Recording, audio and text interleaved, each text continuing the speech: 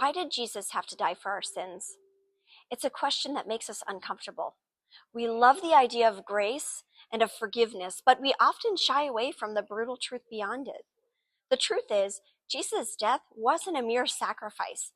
It was the only way for humanity to be reconciled to a holy God. From the moment sin entered the world, it broke everything. Every human heart, every relationship, every part of creation. God, in his perfection, couldn't just wave a magic wand and erase it. He's holy, he's just, and sin has a cost.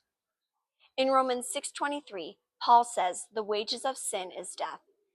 There's no other payment that would satisfy God's justice, no other way to fix what we had broken.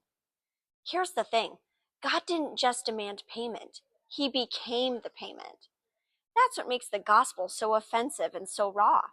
The creator of the universe stepped into his creation, taking on the flesh of those who had rebelled against him, and he died a criminal's death, cursed and forsaken. As Paul writes in 2 Corinthians 5:21, God made him who had no sin to be sin for us, so that in him we might become the righteousness of God. Jesus took on the full weight of the world's evil. He felt the full sting of separation from his Father, and in his final breath he shouted, "It is finished." Jesus' death wasn't an accident. It wasn't a tragic event in an otherwise perfect plan. It was the plan. From the beginning, God knew what it would take to restore his people. Jesus' sacrifice was the only way to make us whole again. And he didn't die to make us nice people. He died to make us new people. We weren't just in need of a makeover.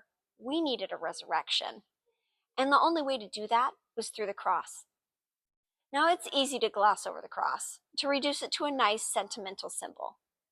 But the reality of the cross is messy, violent, and costly. Jesus had to die because our sin demanded it, and because he loved us enough to pay the price. Don't let the cross become a cliche for you.